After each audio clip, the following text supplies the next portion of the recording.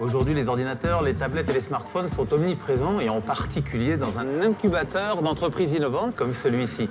Et c'est la conséquence de l'avènement des écrans plats à haute définition. Dans notre rubrique Objet, aujourd'hui, nous allons écrire la suite de l'histoire. Grâce à la technologie des diodes organiques, l'affichage numérique est sur le point de faire un nouveau bond en avant.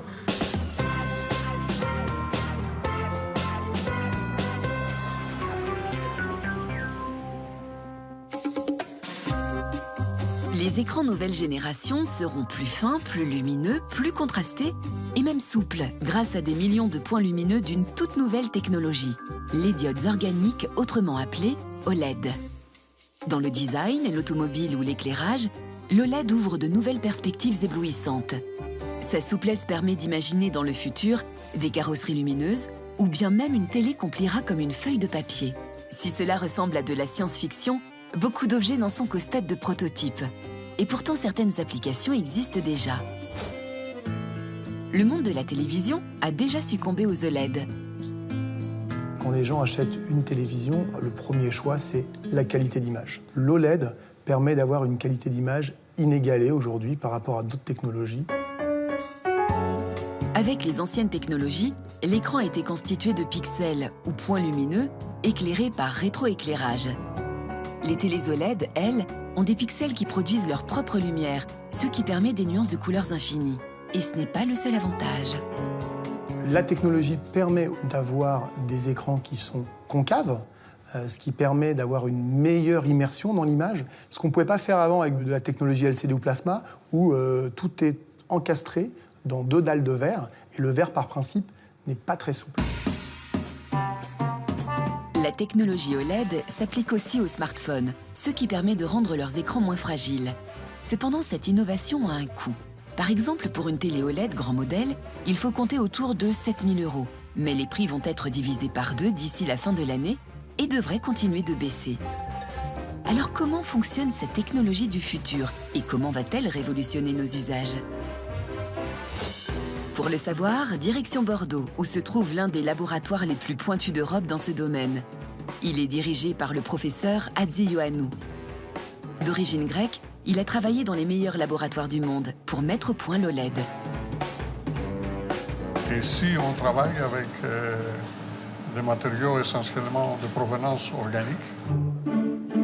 Effectivement, aussi curieux que cela puisse paraître, l'OLED est bien issu de la chimie organique, c'est-à-dire à base de carbone. C'est une technologie qui change radicalement de ce qui existait jusqu'à présent, avec les LED fabriqués en métal. Une OLED est composée de 3 couches, 2 électrodes en plastique et une couche active de matériaux organiques à base de carbone au milieu. Lorsqu'un courant passe entre ces 2 électrodes, la couche intermédiaire émet de la lumière. Voilà pour le principe. Mais pour obtenir un ensemble varié de couleurs, il faut synthétiser les différents types de molécules qui constituent la couche active. Et ça, c'est tout le travail de Guillaume Garbeil.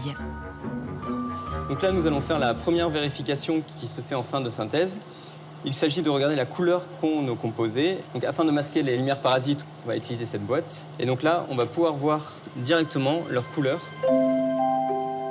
Cette solution qu'on appelle une encre va être étalée entre 2 électrodes en plastique pour obtenir ce genre d'objet. C'est une OLED donc, qui émet la lumière quand on met l'électricité dedans. On peut obtenir différentes tailles, différentes couleurs et régler l'intensité lumineuse. Et ils peuvent devenir aussi flexibles, comme celui-ci par exemple. L'avantage de l'OLED, en plus d'être flexible, c'est d'être économe en électricité par rapport à nos vieilles ampoules. La lumière aujourd'hui, quand il fonctionne longtemps, si on met la main dessus, c'est comme un grille-pain. Et ici, ça fonctionne maintenant à quelques moments et elle n'est pas chaude. Ça veut dire que l'énergie électrique se transforme en lumière, c'est qu'il y a moins de pertes. Qui dit moins de pertes, moins de consommation d'énergie. C'est plus que révolutionnaire. Il reste encore des choses à améliorer, notamment la fiabilité de ce dispositif. Car l'OLED se dégrade au contact de l'eau et de l'oxygène.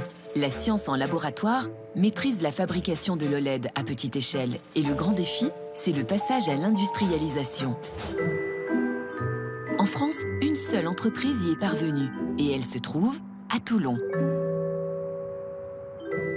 David Gabory, l'un des directeurs, croit dans le potentiel infini de l'OLED. faut bien comprendre que de la lumière, pour éclairer ou se signaliser, on en a besoin partout. Et donc là, le fait d'avoir quelque chose d'extrêmement fin, conformable, flexible, comme vous allez pouvoir en mettre un peu partout, presque comme un scotch, et qui éclaire réellement, va révolutionner beaucoup de choses.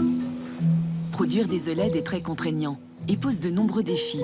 Il faut obligatoirement une salle blanche où les taux de poussière, de température et d'humidité sont contrôlés en permanence. Nos machines fonctionnent sous vide spatial.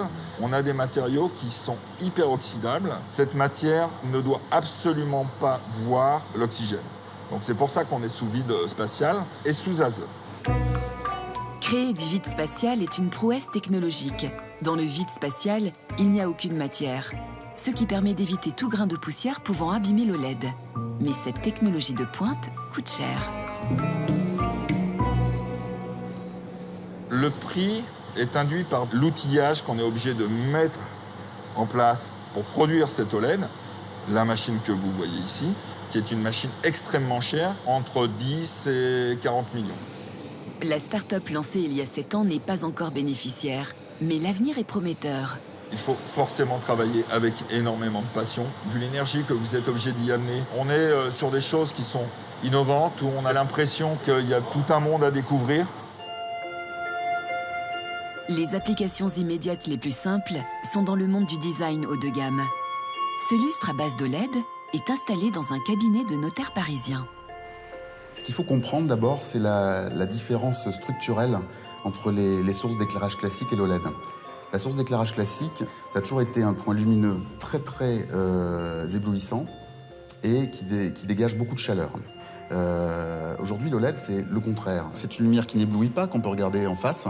Ça ne dégage pas de chaleur. Ça implique que jusqu'à présent, les designers, pour des raisons de protection de la chaleur et surtout d'éblouissement, pour générer une lumière qui est agréable physiologiquement, dessinaient des abat-jours. Que l'OLED, c'est la disparition de l'abat-jour. On ne dessine plus de la matière, on va dessiner et sculpter de la lumière. Design, économe en énergie, ultra plate et flexible, l'OLED va envahir notre quotidien. C'est la star incontestée des technologies d'aujourd'hui et de demain.